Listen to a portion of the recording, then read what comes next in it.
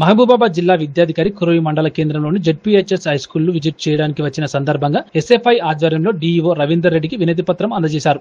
ఈ సందర్భంగా వారు మాట్లాడుతూ కురవి మండల కేంద్రంలో అనేక ప్రభుత్వ పాఠశాలల్లో మన ఊరు మన బడి కింద పెండింగ్ లో ఉన్నటువంటి పనులను పూర్తి చేయాలని, మధ్యలో పనులు ఆగిపోవడం వలన విద్యార్థులకు టాయిలెట్స్ ప్రాబ్లం తో తీవ్ర ఇబ్బందులు పడుతున్నారని, కొన్ని పాఠశాలలో మంచినీరు కూడా సరిగ్గా పిల్లలకి అందించడం లేదని, అదేవిధంగా కురవి మండల కేంద్రంలోని శిథిలావస్థలో ఉన్న జెడ్పీహెచ్ఎస్ పాత భవనాన్ని కూల్చి నూతన భవనాన్ని ఏర్పాటు చేయాలని కోరారు.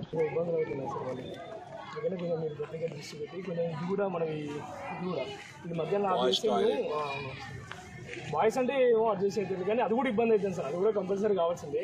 కానీ మేజర్గా గర్ల్స్ ఇబ్బంది పడతారు కాబట్టి కొంచెం మీరు ప్రత్యేక దృష్టి పెట్టి ఆ సమస్య గురించి మీరు కనిపెట్టింది సార్. ఇది నేరేడు అయితే మరీ ఘోరంగా ఉన్నది సార్. నేరేడ ఇక్కడనేమో మనది పిల్లపురం సంబంధించింది. అది మొత్తం వానవస్థ మొత్తం పుచ్చిపోయే విధంగా ఉండదు అనమాట. అది దాన్ని కూడా ఒకసారి చూడండి సార్. చిన్నపిల్లలు ఉన్నారు, వాళ్ళకి మూలగూడెంలో డైనింగ్ హాల్ ఇట్లా మొత్తం అయిపోయింది. మధ్యలో ఈ ఫుడ్కి సంబంధించి కూడా మొత్తం మేము తిరుగుతూనే ఉన్నాం, చెప్తూనే ఉన్నాం. మా వర్షంలో మేము చెప్తూనే ఉన్నాం కూడా.